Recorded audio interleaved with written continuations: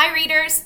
I'm back to bring you part 3, the final part of my Reluctant Readers segment, and I am calling it Mysteries, Diaries, and Poetry. Oh my! But before I do that, I want to give a shout out to my fellow school librarians and tell them a happy belated School Librarian Day. Thank you for all that you do for getting books into the hands of all of the children who need it and for helping to foster and nurture that love of reading. You are so appreciated, and our job is so important, and I'm glad that there is a day where we can celebrate that. So let's kick it off. We're going to talk about mysteries first.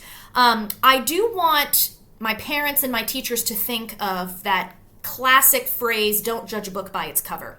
Because when you have a reluctant reader, if you give them a book that is huge, they're not going to want to read it, right? Even if it's got pictures in it, they're still going to feel literally the weight of that book. So it's not so much don't judge a book by its cover, but judging a book by its size, a reluctant reader is going to do that. And a reluctant reader is probably going to judge it by its cover because you really are like a salesperson. You are trying to pitch them something that they have no interest in buying. So you really have to think about being creative and how you hook them.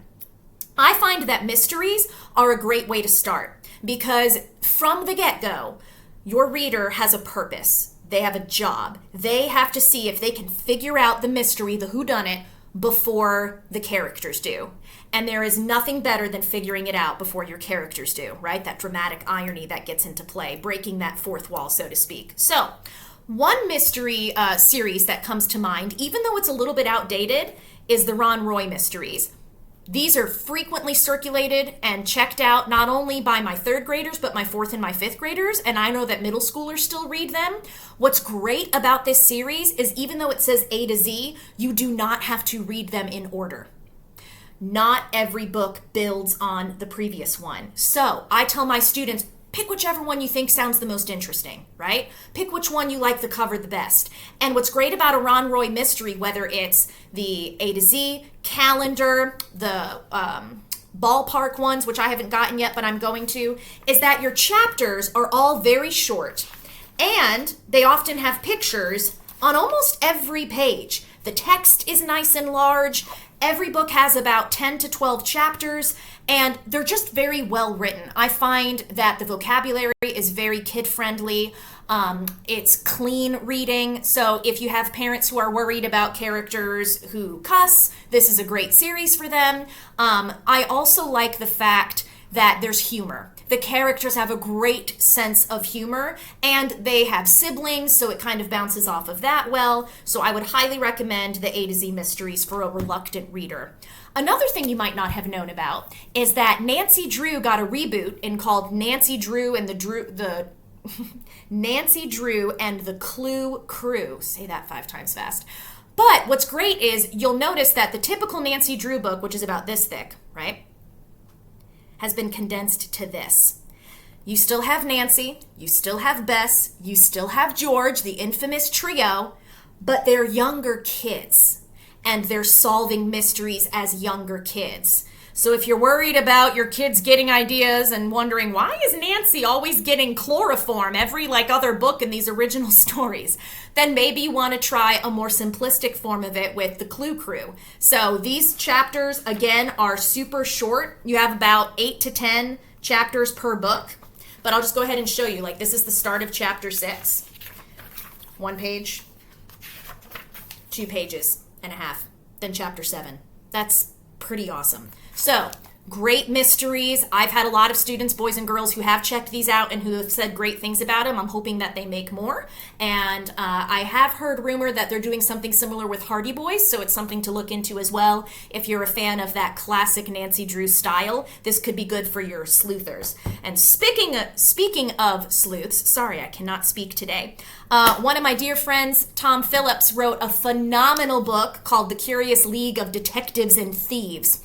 I read this, golly, I want to say it was about a year ago, and he did a fantastic job, in my opinion, of really appealing towards reluctant readers in that he's got a main character who has a hard time understanding the world around him. Tom himself like his main character, has dyslexia, so you get a little bit of that disability that comes into play. Furthermore, the chapters are short. Now, I know to a reluctant reader this might look pretty big, but the chapters are short. And what I really truly loved about this book more than anything else was the humor.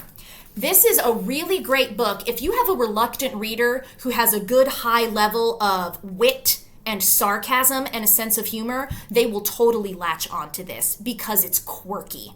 So if you are a fan, or if they are a fan of Sherlock Holmes and the fact that Sherlock is witty and just kind of punchy with what he says, I would highly recommend Egypt's Fire. And Tom's sequel is coming out soon too, so you can take a look at that as well. SOS. I cannot wait to get my hands on it. But I would highly recommend this as well if you've got someone with a good level of sense of humor. Next up, Diaries. Diaries are great for reluctant readers because it takes a break from the chapter perspective and gives them a little bit of a different style that they can choose to pause. So if you've got some gamers in your house, especially Minecraft ones, I would look at Diary of a Minecraft Zombie. There's also Diary of an 8-Bit Warrior. Those books tend to be a little bit bigger, but they still have pictures just like this one. Diary of an 8-Bit Zombie, though, is cool because it's really written with strong voice. So, like, for example, Monday. Ugh! Honey, it's time to get up. Ugh! Honey, it's nighttime already. You need to get up. Oh, Mom, do I have to? So it's written with a lot of dialogue, but I love it. And the way it's written as well, you can tell, you've got interesting sentence breaks, which again are they mirror the idea of a diary entry. So, Diary of a Minecraft Zombie. I wouldn't worry about it being spooky. I know when you hear the term zombie, you might kind of have your guard up, but not when it comes to this game. And it is a series. There are a few books in the series. So I do believe you need to read these in order. The other one, it's a classic, I can't keep it on my shelves, is Jeff Kinney's Diary of a Wimpy Kid. You know, you've got the videos on Netflix, I believe, if not Disney Plus, I can never get them straight. But there's a reason why these books circulate so much and why he's been successful with some of his films as well. It's because it's written in kid-friendly language and every page has pictures. I also think there's something to be said for the lines.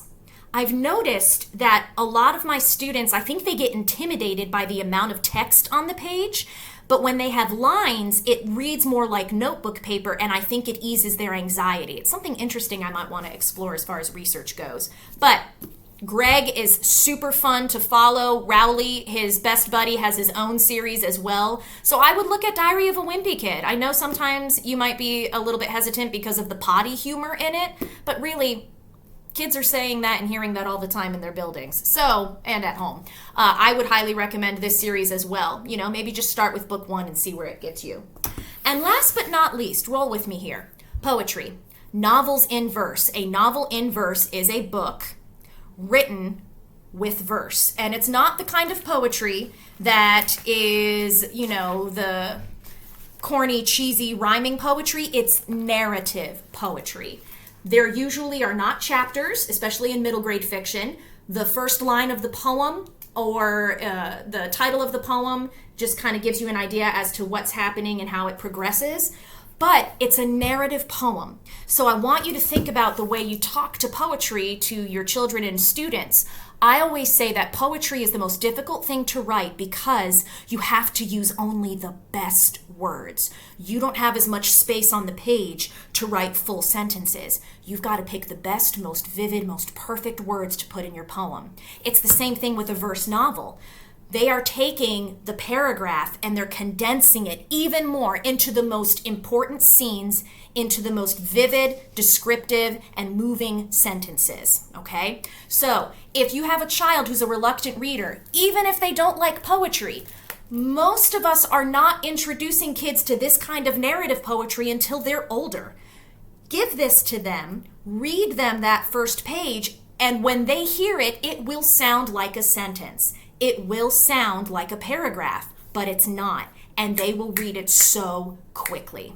Novels in verse are a great way to hook a reluctant reader, and the crossover series by Kwame Alexander just got turned into a Disney Plus series as well, so you can have that video aspect too, where you guys can compare and contrast the stories. But I hope I was helpful to you today, and let me know if you have any more questions.